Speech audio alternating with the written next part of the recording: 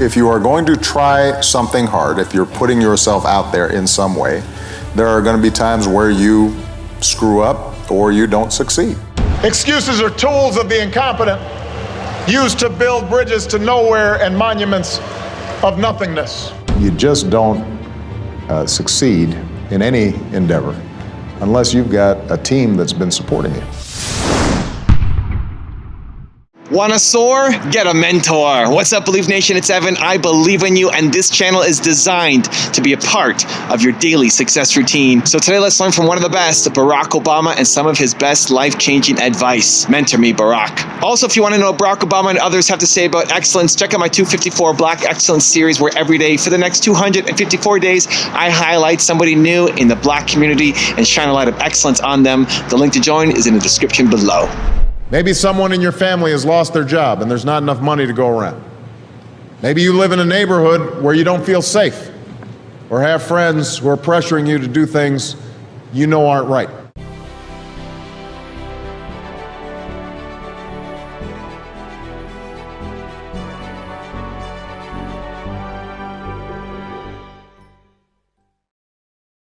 Okay, let's kick it off with rule number one. Focus on the right things.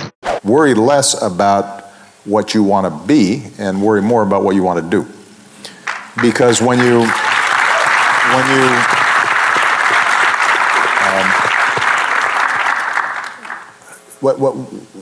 you're more concerned with, I want to be a congressman, or I want to be a senator, or I want to be rich, then, you know, some people may succeed in chasing that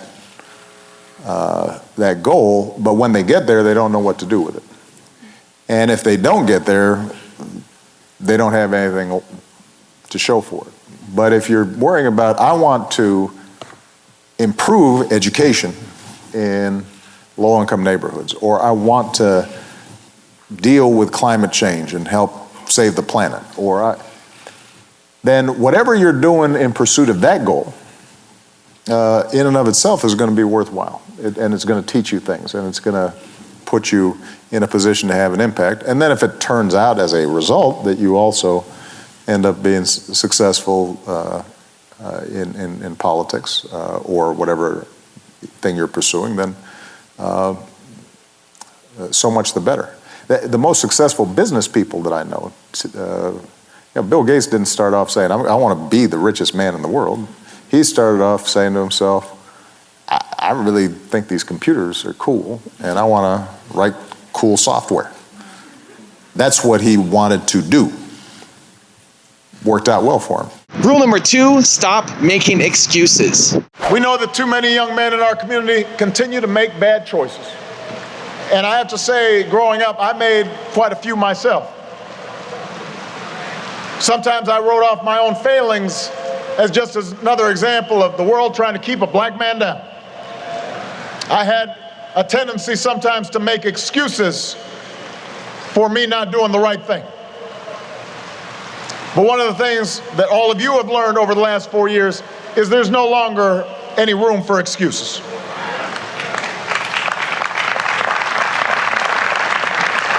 I understand there's a common fraternity creed here at Morehouse. Excuses are tools of the incompetent, used to build bridges to nowhere and monuments of nothingness. Well, we've got no time for excuses. Not because the bitter legacy of slavery and segregation have vanished entirely, they have not. Not because racism and discrimination no longer exist.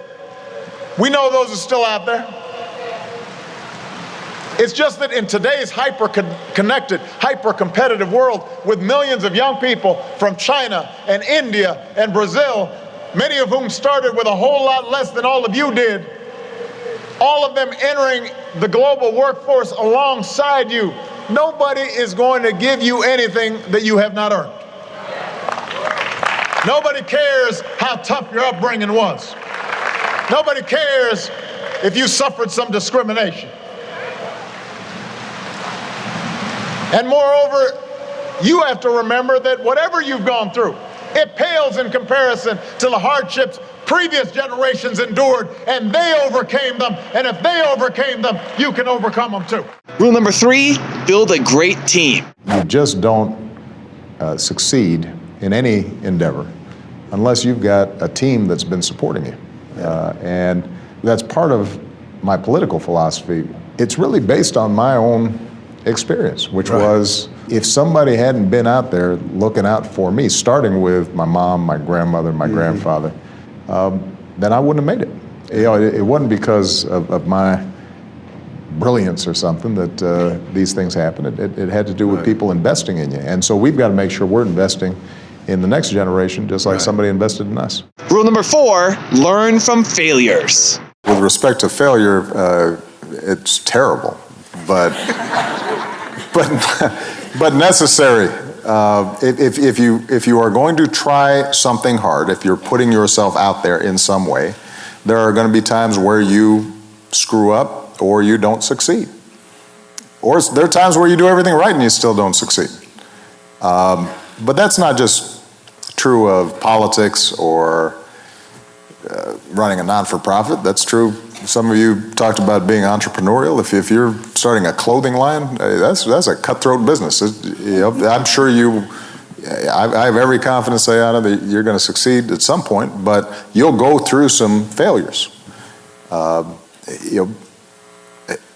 And I think that the most important thing, and this is a little bit of a cliche, but sometimes cliches are true, is to learn from those failures and to have a sense of resilience and be able to examine what is it that I did not succeed at, why didn't I succeed, and what do I need to do better. If you're focused on giving of yourself to accomplish something, then even when you fail at a particular objective, you're still succeeding in learning about how you can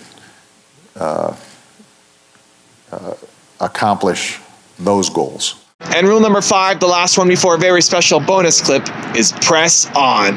Dr. King once said, before we reach the majestic shores of the promised land, there is a frustrating and bewildering wilderness ahead. We must still face prodigious hilltops of opposition and gigantic mountains of resistance, but with patient and firm determination, we will press on. So I don't know about you, CBC, but the future rewards those who press on. With patient and firm determination, I'm going to press on for jobs. I'm going to press on for equality. I'm going to press on for the sake of our children. I'm going to press on for the sake of all those families who are struggling right now. I don't have time to feel sorry for myself. I don't have time to complain. I'm going to press on. I expect all of you to march with me and press on. Take off your bedroom slippers. Put on your marching shoes. Shake it off. Stop complaining. Stop grumbling. Stop crying. We are going to press on. We've got work to do. Now I've got a special bonus clip from Barack Obama on how to commit to something bigger that I think you're going to enjoy. But before that, it's time for the 3-point landing questions. Time to move from just watching another video to taking action in your life or business. And if you're feeling bold, leave your answers in the comments below. Here we go. Question number 1, where do you need to just press on? Number 2, what was the greatest lesson you learned from your failures? And number 3, what excuse do you need to stop making? I want to highlight 2 main problems with that old, tired, me-first approach to life. First of all, it distracts you from what's truly important. And it may lead you to compromise your values and your principles and your commitments. Think about it. It's in chasing titles and status, in worrying about the next election, rather than the national interest and the interests of those who you're supposed to represent, that politicians so often lose their ways in Washington. They spend time thinking about polls, but not about principle. It was in pursuit of gaudy short-term profits and the bonuses that came with them that so many folks lost their way on Wall Street. engaging in extraordinary risks with other people's money. In contrast, the leaders we revere, the businesses and institutions that last, they are not generally the result of a narrow pursuit of popularity or personal advancement, but of devotion to some bigger purpose, the preservation of the Union, or the determination to lift a country out of a depression, the creation of a quality product, a commitment to your customers, your workers, your shareholders, and your community, a commitment to make sure that an institution like ASU is inclusive and diverse and giving opportunity to all. That's the hallmark of real success.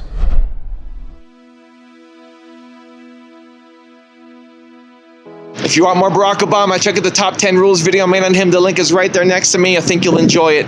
Continue to believe, and I'll see you there. We don't score a touchdown every time, but we move the ball forward. They spend time thinking about polls, but not about principle.